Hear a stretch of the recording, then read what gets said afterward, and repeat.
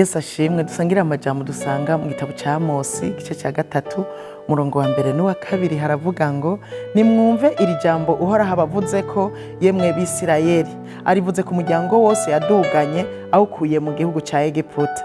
Ati nimwebwe gusa twamenyanye mu miryango yose yo mw'isi, nico gituma nzobahanira ibigabitanyo byanyu byose. Dusangira iri jambo rivuga ngo Imana irahana.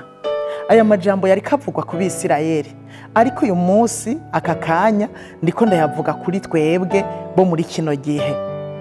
Ni nkaho novuga ngo nimwumve iri jambo uhoraho abavuze ko yemwe bene data, arivuze ku muryango wose w'Abakristo yakuye mu buja bw'icyaha akabaha agakiza ku buntu.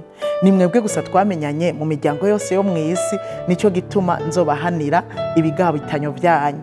Imana ni data kandi yaduhamagariye kubabera. Nk'uko umuvyeyi ahana umwana wiwe, niko Imana iduhana nk'abana bayo, kuko ni data wa twese. Umuvyeyi ahana umwana mukunze, nico gituma n'Imana yiduhanye iraduhana kandi dukunze gose. Imana ni yera, yaduhamagaye kugira tubabera, tumubere ihanga ryera. Mose arahanura ab'Isirayeli mu gitabo cyo mu gusubira mu vyagezwe igice cy'indwi umurongo wa 6, arababwira ngo kuko muri ihanga ryera ryarobanuriwe uhoraho Imana yanyu, natwe turabarobanuriwe Imana yacu. Turi ihanga ryera, turakwiye kwirinda icyaha cyose.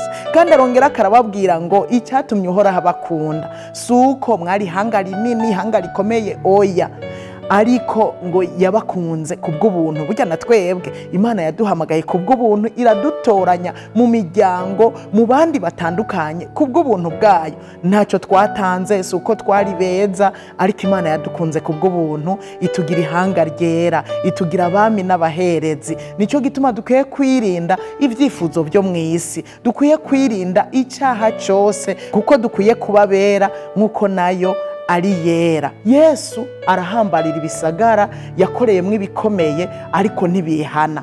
Aravuga ngo uzobona ibara Betsayida nawe Korazine, kuko ibikomeye vyakorewe muri wewe, ariko ntiwihana. Burya na twebwe abo yakoreye ibikomeye ntibihane bazobona ibara.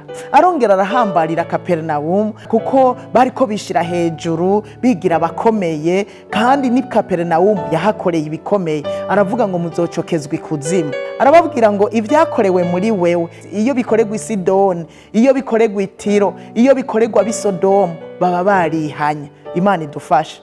Hari abandi aho hanze bataramenya umukiza, jewe nawe twaramenye umukiza. Twiyubare nitwanjanirwe ku gakiza.